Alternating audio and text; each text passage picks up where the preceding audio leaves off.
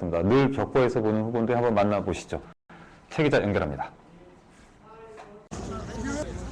예, 이곳은 종로의 기호 8번 허경영 경제공화당 후보가 이곳에서 유세를 준비하고 있습니다.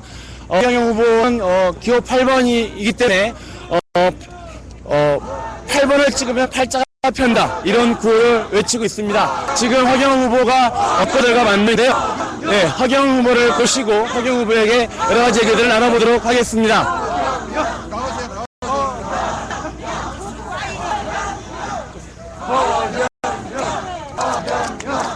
허경영 후보가 지금 의세장에서 유권자들하고 지금 인사를 나누고 있습니다. 잠시만요. 아유, 의원님, 아유, 안녕하세요. 예. 여기서 잠시만 좀 나눌게요. 이쪽에 카메라 보시고요. 카메라 뒤쪽으로 치워.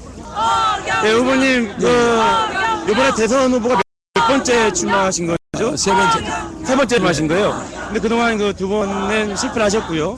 이번에 이제 세 번째 출마하시는 건데, 좀 계속 낙선을 하시면서 출마하시는 이유가 어떤 겁니까? 박 대통령 서거 이후에 우리가 잃어버린 28년이 지도자가 없이 지냈습니다. 그러니까 그동안에 있던 대통령들은 일종의 지배자라고 볼 수 있습니다. 지도자는 국민에게 자기 모든 걸 주는 사람이고, 지배자라는 건 국민의 고열을 뺏어가는 사람이라. 그래, 우리나라가 세계 경제 11위인데 이 경제 11위가 국민은 세계 150이야. 그러니까 실제 우리 국민 한 사람당 카드를 10장씩은 가지고 있어야 되는 거예요. 세계 1위는. 그런데 생활은 세계 151위 말이요. 그러면 그 돈을 누가 가져갔느냐? 말하자면 우리나라의 정치인들이 그동안에 뺏어가지. 나는 대통령이 되면은 60세 이상은 한 달에 70만 원씩을 주고, 결혼한 사람은 5천만 원씩 남녀 1억을 주고, 아기 낳는 사람들에게는 3천만 원씩을 주고, 전기나 수도, 핸드폰, 가요금 이것을 5만 원까지 각 국가가 부담을 해서 국가가 그동안에 가지고 있는 모든 예산을 절반을 항상 전략해가지고 50%를 국민한테 현금으로 돌리겠다는 것입니다. 그래서 그 50%를 국민에게 돌려주면은 한 사람이 평생 15억 원을 가져가요. 근데 다른 후보가 대통령이 되면은 오히려 5억을 뺏어갑니다. 그런데 제가 되는 3인 가족이면 45억을 국민들이 가져가는 겁니다. 국민들이 보기에는 아주 훌륭한 공약일 수 있는데요. 가장 궁금한 건 그렇게 하려면은 이 재원 조달이 문제인 거예요. 재원은 어떻게 마련하실 생각이십니까? 재원 조달은 항상 1년 예산이 약 160조나 200조 정도가 남게 돼 있습니다. 왜냐하면 이 보도블록을 유럽과 일본은 30년 쓰게 돼 있는데 우리는 1년에 두 번씩 뒤집어요. 갈아치웁니다. 이건 뭐냐 하면은 국가 예산이 그만큼 낭비되어 있다는 증거입니다. 뿐이 아니라 국회의원을 나는 100명으로 줄이고 299명을 없애버리고 월급을 없이 100명을 쓰겠다는 건데 지자체 의원 4,000명에게 월급을 국회 수준으로 작년에 결정했습니다. 그러니까 연간 예산이 160 정도는 줄일 수가 있어요. 그걸 줄여서 국민에게 돌려주겠다는 거예요. 지금 조금 전에 말씀하셨지만은 이 박정희 대통령 정권을 개선한다 이렇게 볼 수 있는 건가요? 그렇습니다. 박 대통령이 우리나라 지도를 해서 돌아가고 나서 28년간 우리는 혼돈 시대입니다. 국경을 올려놨더니 지금 우리나라 경제는 세계 11위지만은 국민 생활이 세계 151등에다가 국민 한 사람당 빚이 4,500원입니다. 이건 우리나라 경제를 아주 무너뜨려 놨어요. 그래서 제가 대통령에는 국가 예산을 50% 줄여서 60세 이상은 70만 원씩 이렇게 주면은 한 등에 140만 원이 가거든. 그 다음에 이제 결혼하는 사람들도 도와주고 전자나 수도, 핸드폰 요금도 안 받고 이렇게 하면 국민들이 중산층이 되라. 이렇게 국가가 금방 전 국민 대통령 된 그 순간에 5천만 국민 현안이도 15억이 방이 돼요. 그러니까요.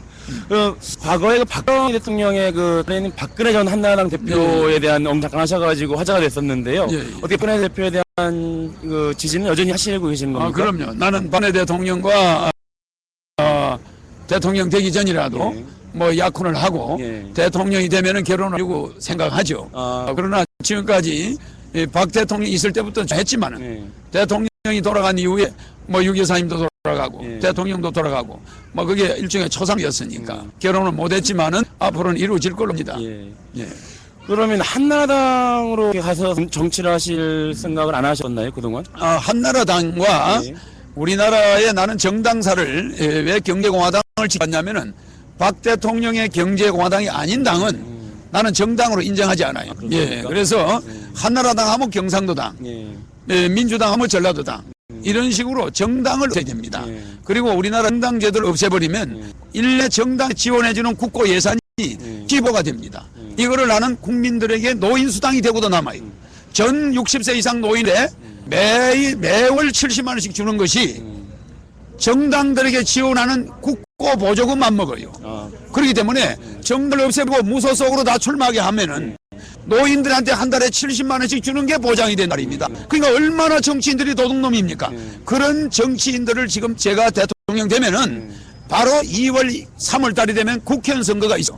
그때 국회의원들이 옷을 다 벗으니까 바로 전부 국회의원들을 옷을 벗기니까 국민투표를 해가지고 노인들한테 수당 주는 걸 이런 걸 바로 국회의원을 100명으로 줄여서 제가 그것을 통과시키겠다 이거죠. 마지막으로 이제 대선 후보에 출마하시려면 선거 기탁도 해야 하는데요. 그게 예. 무려 5억 원이나 합니다. 예. 뭐 많은 사람에게 많고 적은 사람이 적을 수 있지만 후보님 같은 경우는 지금 3번째 출마를 하시는 건데 그 기탁금은 좀 부담되지 않으셨나요? 어떻게 마련하셨나요? 선거 기탁금도 우리 공화당은 경제공화당은 전에 있는 박 대통령 때부터 공화당 조직이 지방에서부터 당비를 모아가지고 중앙선관위에 등록된 금액 그대로 기탁금이 모여서 합법적으로 모여서 끔된 돈이지 내가 어디서 뭐 돈을 만드는 게 아닙니다. 그러니까 자발적인 성금이 당만 모여가지고 기탁한 것입니다. 또 하나 우리 공화당은 유엔 본부를 판문점으로 옮겨가지고 북쪽에다가 유엔 본부를 두면은 세계 정치의 중심이 되고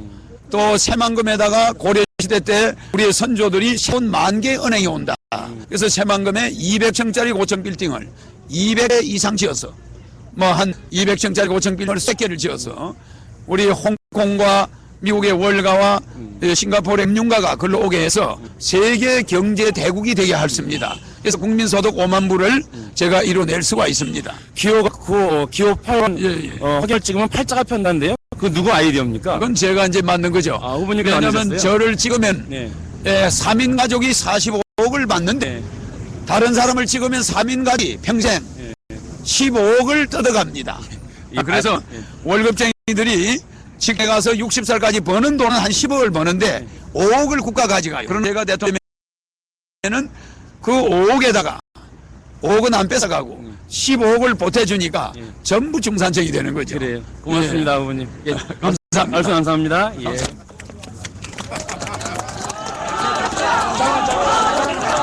지금까지 허경영 후보를 만났습니다. 오마이뉴스는 허경영 후보에 이어서요, 언론에 잘려지지 않고 있는 홍보도 계속 만나볼 예정입니다. 지금까지 이곳 종로 2가 똥원 앞에서 오마이뉴스 책임졌습니다.